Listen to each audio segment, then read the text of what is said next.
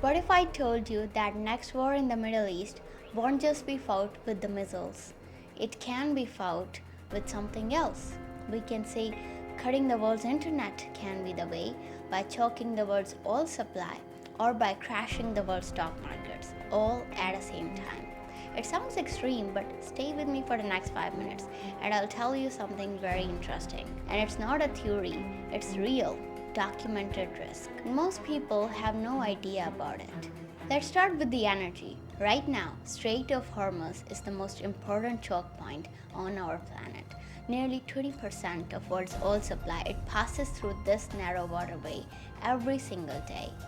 And it's important to know that countries like Saudi Arabia, UAE, Iraq, Kuwait, Qatar, all of them export through this near strait. And here's the problem that Iran sits right on the side of it.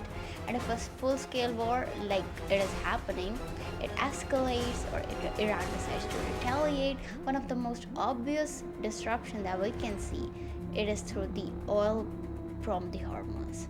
And they don't even need to block it completely. Just the threat of disruption is enough to send all the oil prices skyrocketing. And we've seen this before.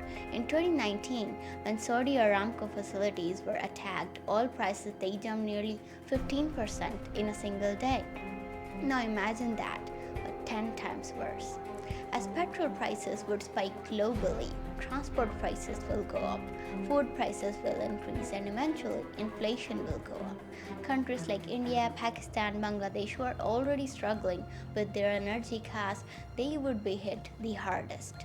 Now, if we look at the internet, 95% of world's international data, it does not travel through the satellites, it travels through undersea fiber-optic cables.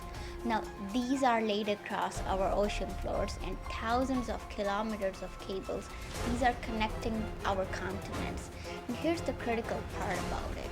Several of the most important cable routes, they pass right through the Red Sea. It is near the Strait of Hormuz.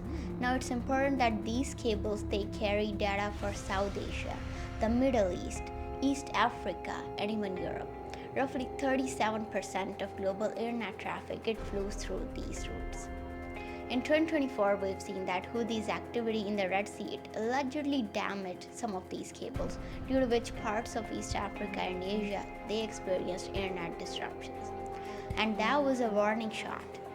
Now, currently, as we are seeing, if Iran and its proxies they decide to target this infrastructure deliberately, we're not talking about slow YouTube buffering, we're talking about actual banking systems going offline. Stock exchanges could lose their connectivity, cloud services, who are the backbone of modern business, they could get disrupted, international transactions could get frozen, and the repairs, they take weeks, sometimes even months, and specialized ships have to be deployed in the sea. Divers would need to go underwater. It's not a quick fix. Stock markets run on two things, data and confidence. If data flow is disrupted and confidence collapses, market they don't just dip, they crash. In 2020, we've seen in the oil price war between Saudi Arabia and Russia, global markets they lost trillions in days, and add internet disruption at the top of that. Financial systems today, they are entirely digital. Every trade, every transaction, every settlement, it depends on real-time connectivity. And if that connectivity is even partially broken, the cascade effect would be enormous. Emerging markets, if we say, Pakistan, India, Turkey, Egypt, they would feel it first and worst. Currency value can drop, foreign investment it could be freezed, and recovery would take far longer than the actual disruption. So here's what I want you to understand. Modern warfare is no longer just about territory. It's about infrastructure, it's about energy, and it's about the data that you have. The country that can disrupt oil flow, cut internet cables, and shake the financial markets, it doesn't need a nuclear weapon to do anything. It doesn't need it to bring the world to its knees. This is called hybrid warfare. And it's already happening right now, right in our world. Russia was accused of tampering with the Baltic Sea cables. Houthis, they allegedly damaged Red Sea cables. Now, if Iran has one of the most advanced cyber units in the region, it is very critical. The battlefield has moved from desert to the ocean floor and into the digital world, I would say.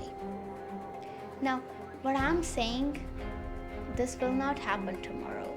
There's no official indication of this imminent internet blackout or if full oil blockade can happen or not, but the risk is real, and understanding that risk is the first step towards being prepared.